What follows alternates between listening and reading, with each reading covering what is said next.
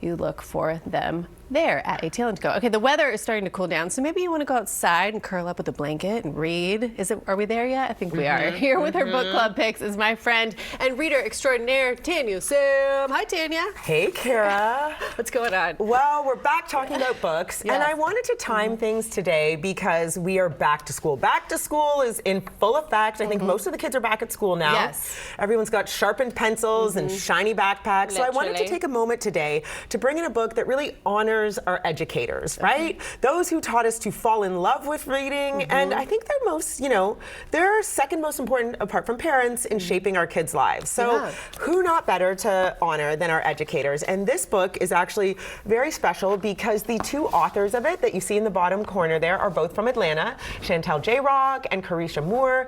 They traveled across America talking and diving into the stories of our educators and teachers and taking beautiful portraits of them, asking them questions about why they are in this job, what makes them tick, sharing stories all through this beautiful, beautiful book. And what is so wonderful about it is, look at the pictures, look at the photography, and just great questions. Who was your most influential teacher? What was your favorite book? And a lot of the authors, or a lot of the teachers in here are from across the country. Oh my gosh, I know her too. Yeah, you do. Yes. Okay. When I saw this book. Let me find the Atlanta one that we were just talking about. The woman on the cover in the middle is Miss Chang. And Miss Chang, I've been following probably since 2019. She's an awesome follow on Instagram. I think it's Miss Change Gifted. And she's a teacher right here in Atlanta. Yes, she teaches in Atlanta. She's super funny. She teaches gifted classes and she tells stories of her kids that she teaches, but she also teaches lessons for adults, which I don't know if she would like me saying she teaches lessons for adults, but you do, and we love you for it. So thank you for all the, not only educating our youth, but for adults as well. It's a really beautiful book. You can give it as a book, maybe as a teacher's gift to some of the teachers, and you can buy this book at raisingamericaedu.com. It's $35. What a great gift. What a great gift. I have teacher friends that live all over the country, and when I moved to Atlanta, they're like, I cannot believe you're moving to Atlanta. They knew so many educators that live in our city that are nationally known. So we're just blessed to have all those people here. Teacher, educator, influencers are a thing. They want to talk and share about how they teach, what brings them to the profession, tips and tricks. So it's a great book, and I love being able to highlight our educators like Thanks, that. Tanya. Yeah. Thanks. All right, next. So along par with families and reading, there's definitely something to be said for the family that reads together, stays together. Like that. And how that sort of plants the seeds later in life for a love of reading, further education, literacy, diction, all the things. So I wanted to bring in a book today that you could read together as a family. This is one of my favorites, all-time favorites. It's called Wonder by R.J. Palacio.